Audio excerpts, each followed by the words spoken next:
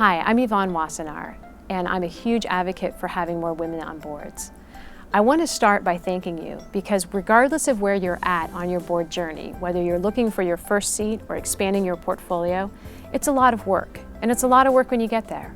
But it's super important work, and it's going to change and make the world a better place. My goal today is to add fuel to the fire for you to get from aspiration to accomplishment.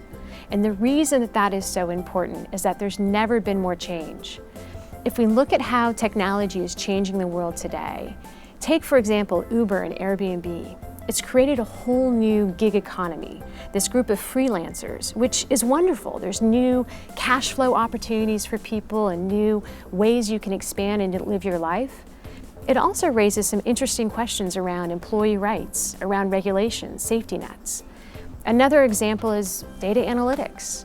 There's a retailer who can figure out whether your children are pregnant before you might ever know, based on what they're buying, the supplements, moving to non-scented lotions.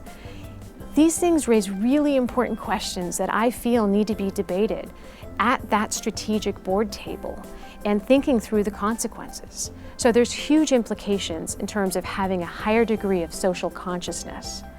Another reason to be on boards from a societal standpoint is it makes us more competitive. There's a tremendous amount of research that shows that having diverse leaders debate and solve problems gets to better outcomes. Having more women on boards will make us more competitive, more innovative, which is good for our country, it's good for our future. It's also important from a diversity standpoint overall. Not only will you be improving the diversity of our boards, both public and private, but you're creating a great role model for others. And the evidence shows that when women are on boards, that attracts more women not only at the board level, but in senior level leadership at the company, and helps drive the diversity conversation. It's incredibly important. There's also great benefit for you. Hopefully you've thought about some of this as well. If you talk to people who serve on boards, it gives them a whole new sense of looking at problems that they bring back to their current job. It increases their network. It also is a great way to round out your income. You get paid for this time. So whether it be in stock, if it's a smaller company, a public board often has cash payments, there's compensation for the work that you put in. So it's not work for naught. The other really interesting thing that I found is that it's also a great way to address some of the unconscious bias that people might have about you in your current job. When people found out that I was looking for board positions, they looked at me in a different light.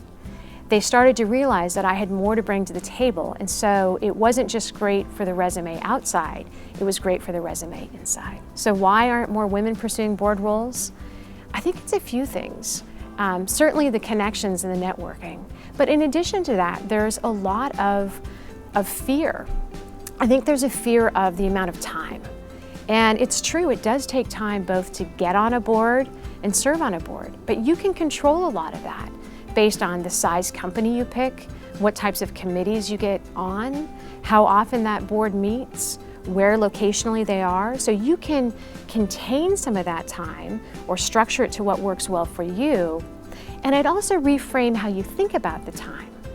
People go to continuing education in all sorts of professions.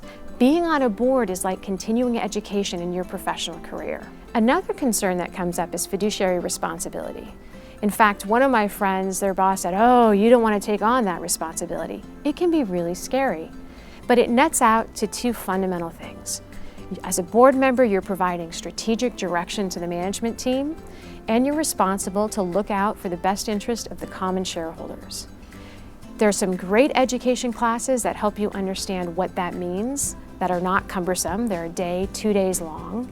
By having good process, picking good companies, being thoughtful what companies you serve on the board on, and making sure that you have DOA insurance, which most boards and companies offer, you've got a lot of protection. So don't be scared off. The final thing is, am I qualified? And you know what? I bet every single one of you are. You may have some things that you need to round out, but there's a lot that you have to offer And I encourage you to explore with your friends who are on boards, who are in the search, what is it that they're looking for and how can you round out those skills? Because there's tremendous benefit to all of us, to you as an individual, as a professional, as a role model, and there's tremendous benefit to us as a society. So I hope you'll consider staying on your journey. It will get hard at times, but it's more than worth it in the end.